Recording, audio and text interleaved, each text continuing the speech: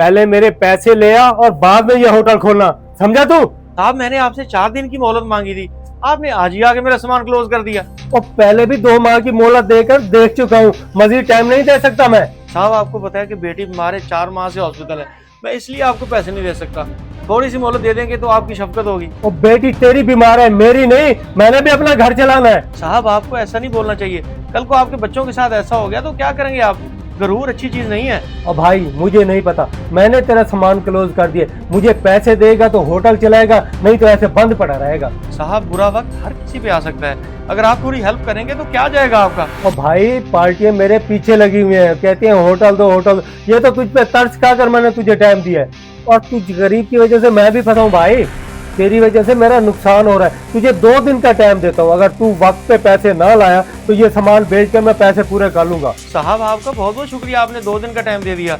अब अपनी जुबान पे कायम रहिएगा, मैं इंशाल्लाह पैसे करके आपको दे दूंगा।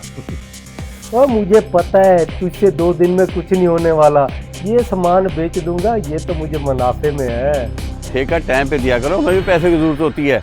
भाईजान आपसे एक जरूरी बात करनी थी मैंने। हाँ उस्मान, क्या हाल है? हाँ हाँ बोल, क्या काम है? मैं तो ठीक हूँ भाईजान, लेकिन मेरे काम के हालात सही नहीं है। मेरी बच्ची हॉस्पिटल है, आपको पता है, और जिस वजह से मैं 2 महीने से होटल भी नहीं खोल पाया। जमा पूंजी जो है ना वो खत्म हो चुकी है। होटल के मालिक ने मेरा सामान उठाकर कोने में लगा दिया है, कहते पैसे दे जा और सामान ले ले अपना, वरना ये सामान मैं बेच दूंगा। मेरा लाखों का सामान है, मैंने तो सिर्फ उसका 60,000 रुपए देना है। उसने 2 दिन की मोहलत दी है, मैं बड़ी उम्मीद लेके आपके पास आया हूँ, मुझे सिर्फ 60,000 रुपए चाहिए। वो 60,000? और तुझे पता है आजकल कारोबार मंदा है और तू मुझसे पैसे लेने आ गया है। वो मेरे पास पैसे नहीं है, तू ऐसा कर अस्पताल में जाके मांगना शुरू कर दे, और कुछ दिनों में अच्छे खासे पैसे जमा हो जाएंगे, अपनी बच्ची का इलाज भी करवा लियो और अपना कोई कारोबार भी सेट कर लियो। भाई साहब अपने तो मुसीबत में सहारा बनते हैं, आप मुझे कैसे मशवरे दे रहे हैं कि जाके भीख मांग? ओए और क्या करूँ, तुझे सर पे बिठा लूँ? जब मेरे पास पैसे नहीं है तो फिर ऐसा ही मशवरा दे सकता हूँ। बहुत बहुत शुक्रिया भाईजान, मुझे आपके मशवरे की जरूरत नहीं है।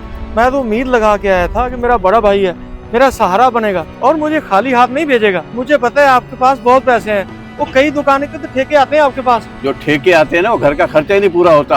आइंदा मेरे पास ना ये दफा हो जा। किसी ने सच कहा है कि मुसीबत में अपने पराये हो जाते हैं। अल्लाह आपको खुश रखे भाईजान। इनको खिलाते रहो तो अच्छे हैं, आज पैसे नहीं है तो हम बुरे बन गए। चाचा जी बड़ा शर्मिंदा होकर आपको कॉल कर रहा हूँ, आपने बोला था बेटा जब जरूरत हो तो मुझे कॉल कर लेना। बेटा इसमें शर्मिंदा होने वाली कौन सी बात है? आप शर्मिंदा ना हो, आप अपना मुद्दा बयान करें। अब बताएं मैं आपकी क्या खिदमत कर सकता हूँ? चाचा जी बहुत खुशी हुई, किसी अपने ने मेरी बात सुनने की कोशिश तो की, वरना मैं अपने भाई के पास गया हूँ, उसने तो बेइज्जत करके मुझे भेज दिया। बेटा मैंने कोशिश नहीं की, मैं तो बात आपकी सुन रहा हूँ। आप बताएं क्या हुआ? इतनी परेशानी की कोई खास वजह तो होगी। चाचा जी बेटी की बीमारी का तो आपको पता है, वो हॉस्पिटल में है और होटल का काम भी ठप हो गया है। हाँ हाँ, आपकी बेटी का तो मुझे पहले ही पता था, लेकिन ये आपका कारोबार क्यों ठप हो गया? बहरहाल आप हुक्म करें, मैं आपकी क्या खिदमत कर सकता हूँ? बस थोड़े से पैसों की जरूरत थी मुझे, बस ये 60,000 रुपये चाहिए, मुझे इसकी अशद जरूरत है। बेटा 60,000 रुपये का कोई मसला नहीं था, मेरे पास होते तो मैं आपको ज़रूर दे देता। आपके इल्म में नहीं है कि कल मेरे घर चोरी हो गई है, 3 लाख रुपया और कुछ सोना पड़ा था, वो कल चोर आए और मेरे घर से ले गए। क्या आपके घर चोरी हुई है? यकीन करें मुझे नहीं पता था कि आपके घर चोरी हुई है, वरना मैं आपसे पैसे कभी ना मांगता। अब तो मेरे पास सिर्फ 5,000 है, वो 5,000 अगर आप कहो तो मैं आपके पास भिजवा देता हूँ। नहीं नहीं, वो पैसे आप अपने पास रखें, आपको जरूरत पड़ सकती है, मैं कहीं और से पैसों का बंदोबस्त कर लेता हूँ।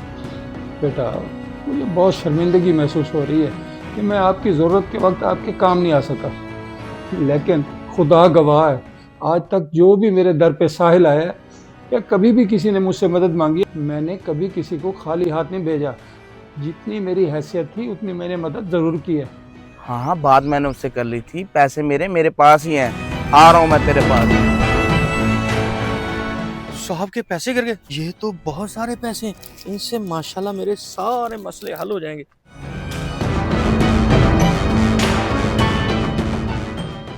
लेकिन नहीं, मेरे बाप ने मुझे बेईमानी करना नहीं सिखाया, हमेशा ईमानदारी सिखाई है। मैं साहब को ढूंढ के उनके पैसे वापस करूंगा। अरे साहब जी सुनिएगा, और रुकिए बात सुनिएगा। साहब जी मैं बाद में बात करता हूँ, 1 मिनट बोलो। साहब जी ये पैसे आपके वहां गिर गए थे, मैं आपको देने आया हूँ। अरे भाई ये पैसे मेरे नहीं है, मेरे पास इतने पैसे नहीं है। साहब मैंने खुद देखा ये पैसे आपकी जेब से गिरे हैं, आप जब इस तरफ आ रहे थे। भैया ये पैसे मेरे नहीं हैं, अगर आपको मिले हैं किसी गरीब को दे दो, अगर आप हकदार हो तो खुद भी रख सकते हो। साहब जब ये पैसे मैंने देखे थे तो मेरे दिल में लालच आया था कि ये पैसे मैं रख लूं, लेकिन बचपन से आज तक मैंने बेईमानी नहीं की। ये पैसे आपके ही, आप रखें। अरे भाई मैं तो ये बोल रहा हूँ, ये पैसे मेरे नहीं है तो नहीं है, क्यों दिमाग की दही कर रहा है।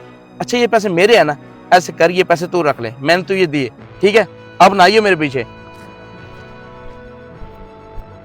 मुझे पता है ये पैसे साहब के हैं, लेकिन उन्होंने खुद मुझे बोल दिया ये पैसे तुम रख लो, मतलब वो खामोशी से मेरी मदद करना चाह रहे हैं।